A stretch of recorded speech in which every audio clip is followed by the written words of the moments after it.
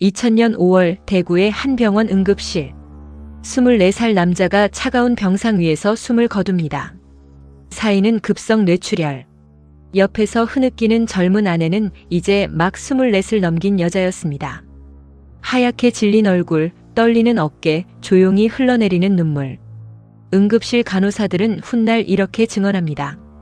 너무 예뻐서 2번 돌아봤어요. 연예인인 줄 알았거든요. 그런데 이 눈물 흘리던 아내가 그 남자를 죽인 장본인이라는 사실이 밝혀지기까지는 무려 5년이 걸립니다. 그 5년 동안 그녀의 손에 쓰러진 사람은 모두 10명. 3명은 죽었고 7명은 평생 앞을 볼 수 없게 됐습니다. 그 중에는 친어머니도 친오빠도 있었습니다. 사이코패스 진단검사에서 40점 만점에 거의 만점을 받은 여자. 한국 범죄사에 기록된 여성 연쇄 살인범 중 가장 높은 수치. 그녀의 이름은 엄인숙. 검거 당시 29, 직업은 보험 설계사였습니다. 엄인숙은 170cm 큰 키에 눈에 띄는 미모를 가지고 있었습니다. 조용한 말투, 부드러운 웃음. 주변 사람들은 그녀를 이렇게 기억합니다. 정말 얌전하고 착한 아이였어요. 누구한테 싫은 소리 한번 할 줄 모르던 애였어요. 1999년 23살의 엄인숙은 한 남자와 결혼합니다. 평범한 회사원. 성실하고 아내를 아끼는 또래의 남편.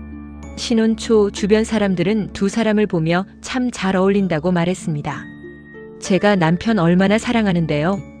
이 사람 없으면 저 못 살아요. 그런데 결혼한 지 얼마 지나지 않아 엄인숙의 행동이 달라집니다. 그녀는 한꺼번에 여러 개의 보험을 들기 시작합니다. 종신보험, 상해보험, 사망 시 수억 원이 나오는 상품들. 남편 이름으로만 수십 개. 보험 설계사였던 그녀는 어떻게 해야 돈이 많이 나오는지 누구보다 잘 알고 있었습니다. 남편은 아무것도 모르고 서류에 사인합니다. 당신이 알아서 해. 나는 잘 몰라. 당신 회사 일이잖아. 응, 걱정 마. 내가 다 처리할게. 2000년 5월 어느 새벽.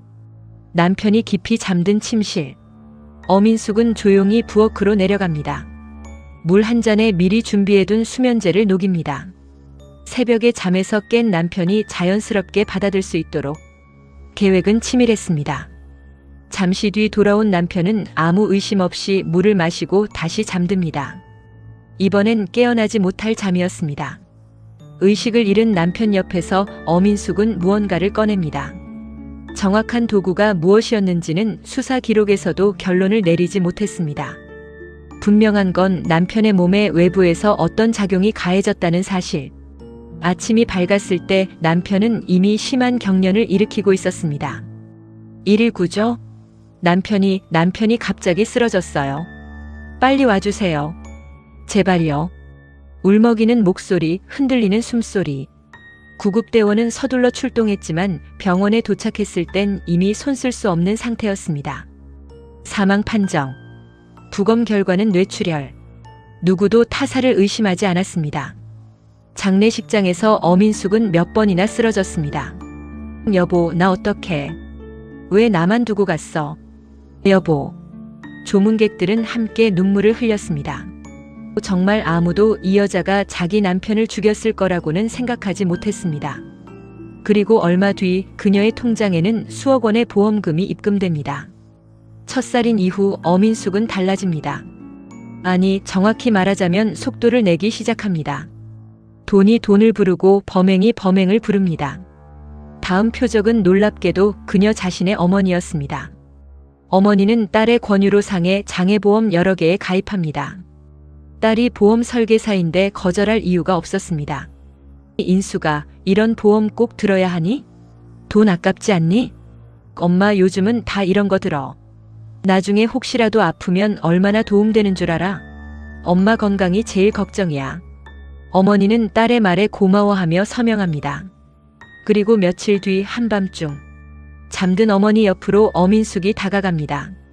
손에 쥔 건 가느다란 주사바늘. 그녀는 어머니의 두 눈을 차례로 찌릅니다. 비명이 터집니다. 아, 내 눈. 내 눈이 왜 이래? 인수가 어디 있니? 엄마 진정해. 내가 지금 119 부를게. 움직이지 마 엄마, 더 악화돼. 병원에서는 원인을 찾지 못합니다. 안과 전문의들도 고개를 저었습니다. 결국 원인 불명의 실명으로 결론이 나고 어민숙은 어머니 앞으로 나온 장애보험금 7천만 원을 챙깁니다. 딸은 그 돈으로 명품 가방을 사고 외제차를 몰고 다녔습니다. 앞이 보이지 않게 된 어머니는 자기 딸이 자기를 이렇게 만들었다는 사실을 꿈에도 몰랐습니다. 어머니 다음은 친오빠였습니다. 어민숙은 오빠에게도 보험을 권했습니다.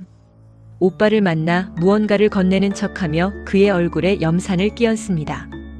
오빠는 그 자리에서 두 눈을 모두 잃습니다.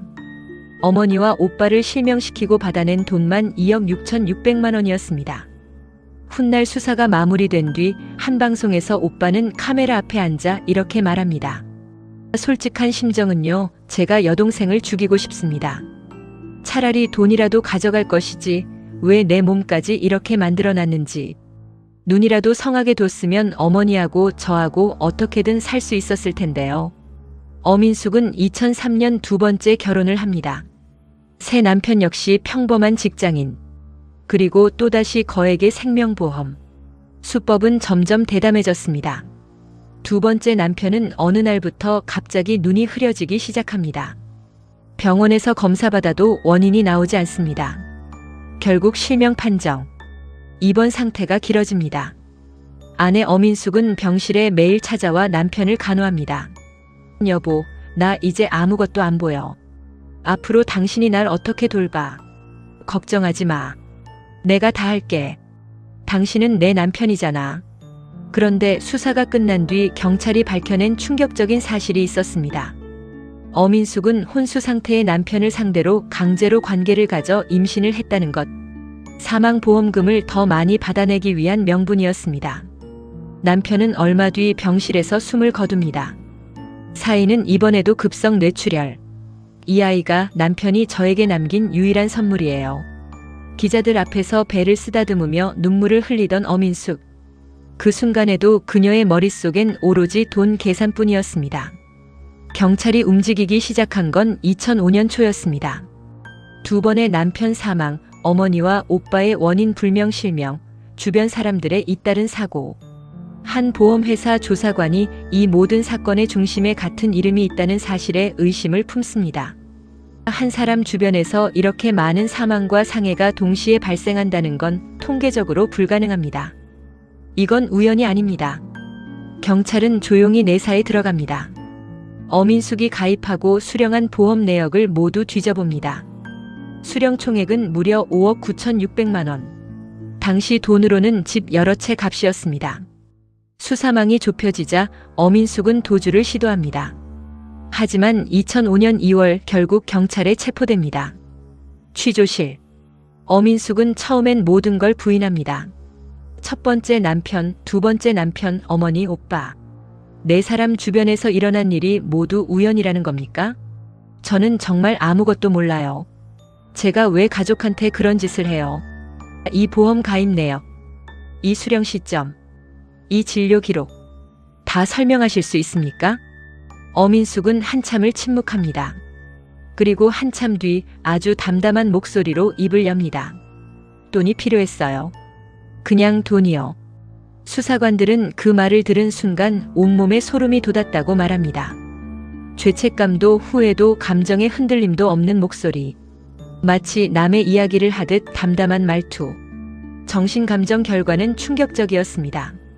사이코패스 진단검사 PCL-R 40점 만점에 거의 만점. 공감 능력이 사실상 존재하지 않는다는 판정. 의사들도 고개를 저었습니다. 2006년 법정. 판결이 내려지는 날. 피고인은 자신의 가족을 포함한 다수의 피해자를 상대로 잔혹한 연쇄 범행을 저질렀으며 그 동기가 오로지 금전에 있음이 명백하다. 교화의 가능성이 없다고 판단하여 무기징역을 선고한다. 어민숙은 표정 하나 흐트러뜨리지 않았습니다. 방청석에 앉아있던 어머니는 조용히 입을 열었습니다. 저 아이는 사회에 나와서는 안 됩니다. 저 아이만큼은 절대 안 됩니다. 친어머니가 친딸을 두고 내뱉은 말이었습니다. 그 한마디에 법정안이 무겁게 가라앉았습니다. 어민숙은 지금 청주여 자교도소에 수감 중입니다. 무기수. 가석방 가능성은 희박합니다. 복역한 지 20년이 넘어가는 지금까지도 그녀가 진심으로 뉘우쳤다는 증언은 단 한 번도 나오지 않았습니다. 오히려 수감 생활 중에도 태연한 모습이었다는 이야기만 전해질 뿐입니다. 보험금 5억 9,600만 원. 그 돈 때문에 남편 둘이 죽었고 어머니와 오빠는 평생 빚을 잃었습니다. 그리고 어민숙은 말했습니다. 돈이 필요했다고. 그냥 돈이요. 그 한마디 앞에서 우리는 묻게 됩니다. 사람을 죽이는데 이유도 필요하지 않은 사람이 세상에 얼마나 남아있을까요? 그리고 우리 곁에 가장 친밀한 얼굴이 어느 날 가장 낯선 얼굴이 될 수도 있다는 사실. 그 불편한 진실 앞에서 오늘 하루가 조금은 다르게 느껴질지도 모르겠습니다. 이 영상이 의미 있었다면 좋아요와 구독 부탁드려요. 다음 영상에서 또 다른 사건으로 찾아오겠습니다.